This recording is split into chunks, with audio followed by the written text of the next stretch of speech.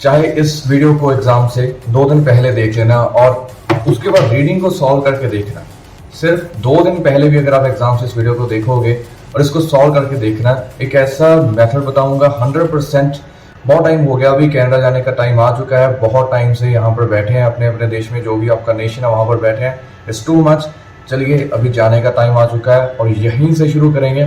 सिर्फ एक ही वर्ड से आपको समझाऊंगा 100% वर्किंग मेथड।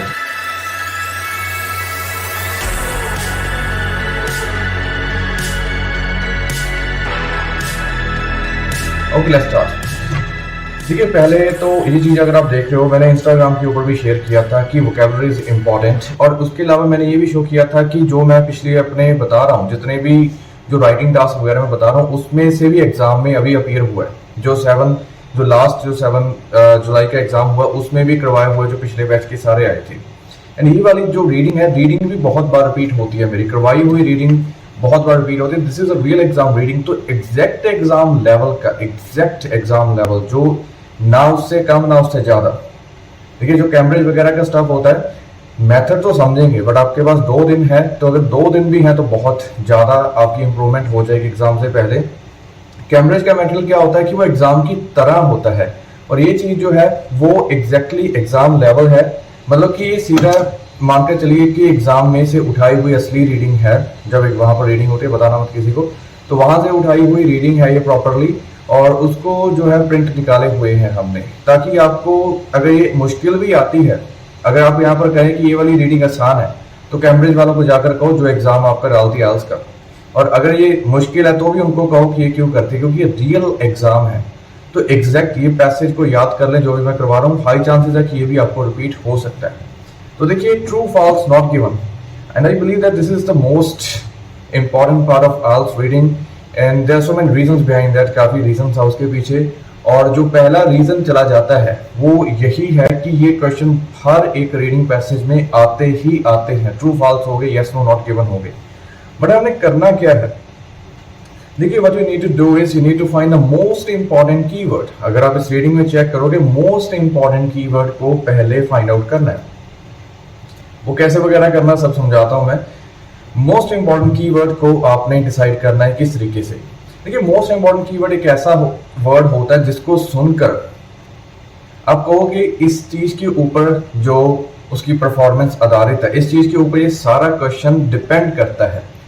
मानकर चलिए कि मैं कहूं कि जो उसकी परफॉर्मेंस थी वो नॉर्मल बच्चों से ज्यादा थी।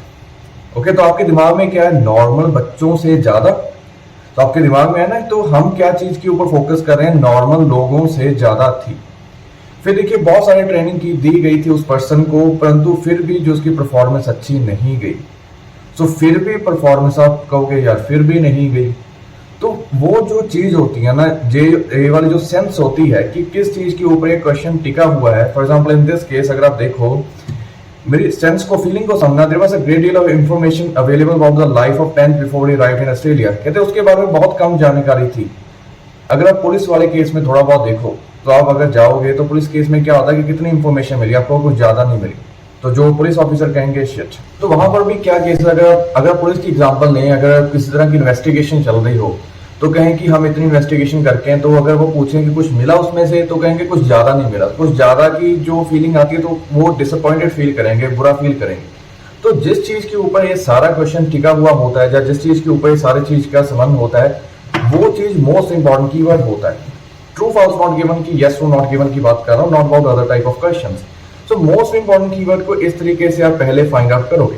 सो once you are able to find the most important keyword, अभी आगे मैजिक चलेगा। मैजिक क्या है?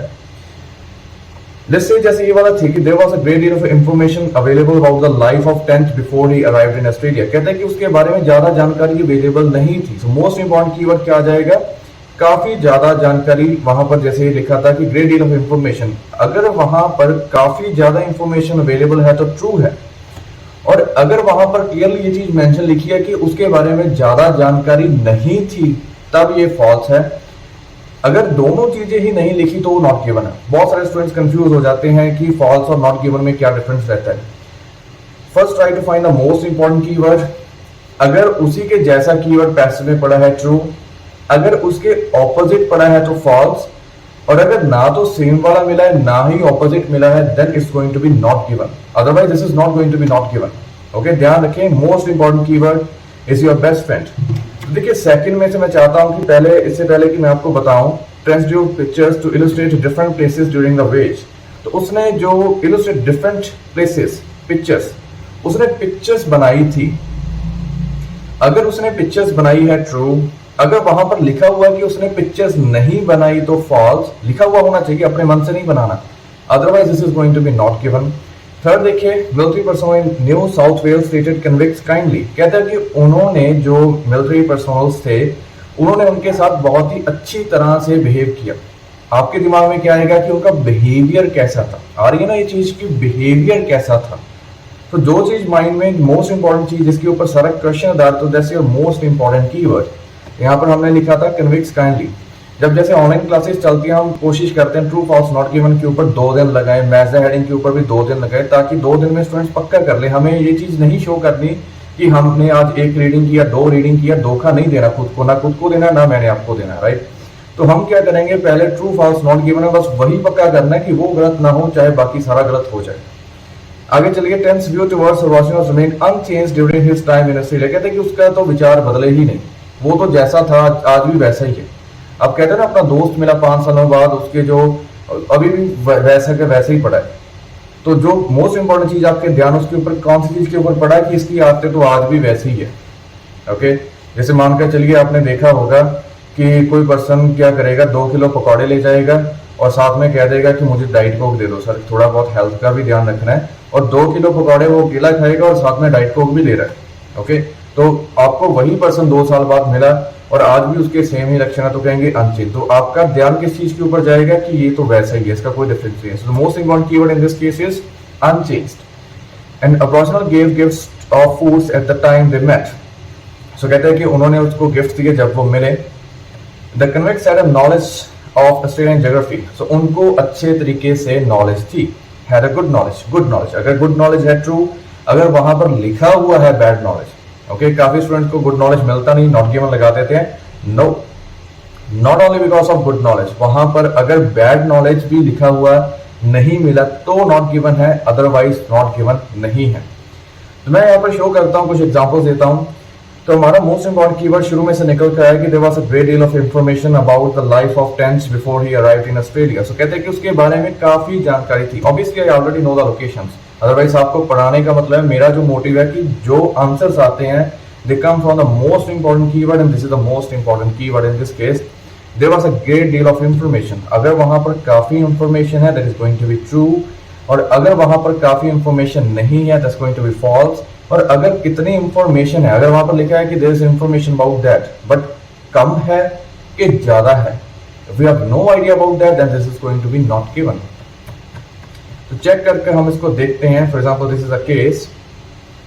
देखिए, apart from his years in Australia people knew little about his life back in Britain. Little, great deal of information का मतलब बहुत ज्यादा, लिटिल का मतलब हो जाता है कम। तो क्या हो गया, मोस्ट इंपॉर्टेंट कीवर्ड है कि बहुत ज्यादा इंफॉर्मेशन, बट उसके ऑपोजिट क्या आ गया, लिटिल। सो बहुत ही आसान हो जाता है। Once you are able to find the most important keyword this becomes really really easy for you. तो ये हमारा कौन सा ऑप्शन चला गया, this is going to be false. Yes, true false not given, false लगाएंगे। ध्यान रखिए, यस नो नॉट गिवन हो तो नो लगाएंगे, अदरवाइज फॉल्स। सेकंड देखिए, transdue pictures to illustrate different places during the ways. तो उसने अलग अलग तरह की पिक्चर्स को ड्रॉ किया। क्या ड्रॉ किया ट्रू, अगर उसने लिखा हुआ वहां पर कि ड्रॉ नहीं किया then false, otherwise not given. तो मैं चाहता हूं कि एक बार आप आंसर लगाएं इसका। तो यहां से मैं आपको फुल डिस्प्ले शो कर रहा हूं। आप इस वीडियो को रोक सकते हो 10 सेकंड के लिए, या फिर थोड़ा सा पॉज कर दें। देखिए क्या हो रहा है, होपफुली आपने आंसर लगा दिया। During the voyage which was harsh and took many months Tench describe landscape of different places. उसने अलग अलग तरह की जो जगहों के बारे में बताया।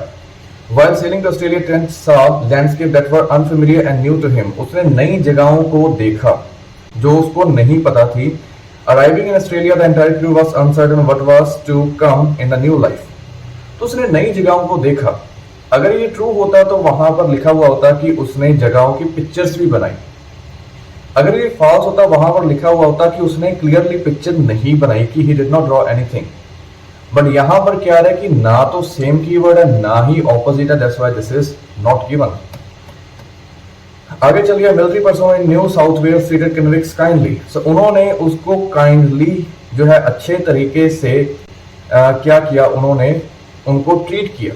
तो 3 यहाँ पर मैं चला जाऊंगा। बाकी जो क्वेश्चंस हैं मैं 4th, 5th और 6th क्वेश्चन, इन 6 जो सारे के सारे क्वेश्चंस हैं इनको मैं जो इंस्टाग्राम के ऊपर भी डालूंगा इनके आंसर विद इनकी एक्सप्लेनेशन के साथ। एक बार लास्ट एग्जांपल मैं आपको दे रहा हूँ, या फिर आप यहाँ पर कमेंट सेक्शन में बताएंगे।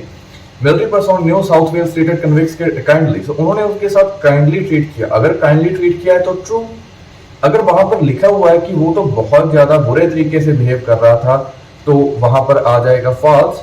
और अगर ट्रीट कैसे किया, the thing is not mention, this is going to be not given. देखिए सेम लेवल का ही जो आपकी आज क्लासेस लगती हैं ऑनलाइन ऑफलाइन दोनों की तरफ पर, और सेकंड बैच भी अभी शुरू होने वाला है 15 जुलाई को। ये देखिए अभी काफी स्टूडेंट देखेंगे कि मिलिट्री पर्सनल कौन है, वहां पर किसके तौर पर बात हो रही है। तो जैसे यहाँ पर आ रहा है, from the beginning tenth stood out as different from other convicts. During his initial time in Australia, he quickly rose in his rank. So वो काफी उसका रैंक बढ़ गया और वहां पर मिलिट्री पर्सनल लिखा हुआ नहीं होगा तो वो मिलिट्री का ही कोई पर्सन था, रैंक था। तो मिलिट्री पर्सनल क्या हो जाता है कि मिलिट्री की कोई एक जॉब आ जाती है जो उनका ऑफिसर रैंक आ जाता है। यहाँ पर डायरेक्टली नहीं लिखा हुआ है, बट यहाँ पर देखिए he showed humanity towards convicts, sorry convicted workers. तो उसने उनके प्रति इंसानियत दिखाई। इंसानियत दिखाने का क्या मतलब होता है, वहां पर उसने लिखा कि काइंडली ट्रीट किया और यहां पर उसने क्या लिखा, ह्यूमैनिटी दिखाई। So the basic thing in this cases क्या हो रहा है कि मोस्ट इंपॉर्टेंट कीवर्ड से सिर्फ और सिर्फ एक कीवर्ड से we are able to find answers. शायद ये अजीब सा लग रहा होगा, मैं फिर रिमूव कर रहा हूं। तो जो मोस्ट इंपॉर्टेंट कीवर्ड है, if you are able to find the most important keyword, फिर ये चुटकियों का खेल बन जाता है। सेकंड्स में आप इस चीज को सॉल्व कर पाते हो।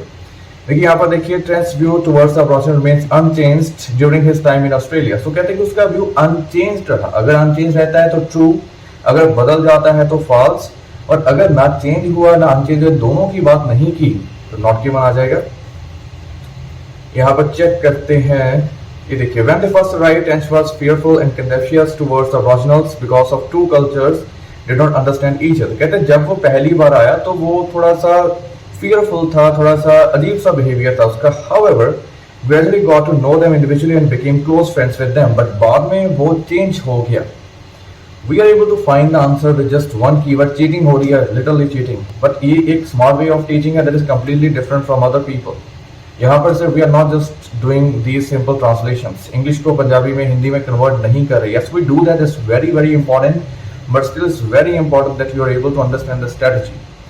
तो एग्जैक्ट मेथोडोलॉजी को समझने के लिए इनके ऊपर बहुत ही ज्यादा detailed examples, multiple examples class में समझाई जाती हैं। I explain multiple things and उसके बाद मल्टीपल स्पेशली डिजाइन असाइनमेंट्स जो कि आपको एग्जाम में आने के चांसेस होते हैं, लाइव बनाई जाती है। काफी स्टूडेंट मुझसे पूछते हैं कि वो सेंड कर दो, वो सेंड नहीं हो पाती, समझिए, क्योंकि उसको लाइव बनाया जाता है। कुछ पहले से बनाकर नहीं रखी हुई है, लाइव बनाई जाती है during the class. Hopefully you people are able to learn something out of this. 5th और 6th क्वेश्चन का आप आंसर यहाँ दोनों पैसेज से मैं आपको शो कर देता हूँ, आप लगाओगे और मैं नीचे भी बता दूंगा क्या आंसर आएगा। तो दिस इज योर पैसेज, यहाँ पर आप पॉज करें, दीज आर योर क्वेश्चंस। मुझे बताएं मोस्ट इंपॉर्टेंट कीवर्ड कौन सा है 5th और 6th का एंड कैसे आपने आंसर लगाया। Thank you so much. Hopefully you people are able to learn something out of this. बहुत टाइम हो गया, अभी चलो चलते हैं किसी फॉरेन लैंड में जहाँ पर कुछ लाइफ कैरियर बने। यहाँ पर जो भी नेशन में बैठे हैं बहुत टाइम हो गया, इस मेथड से जाएंगे।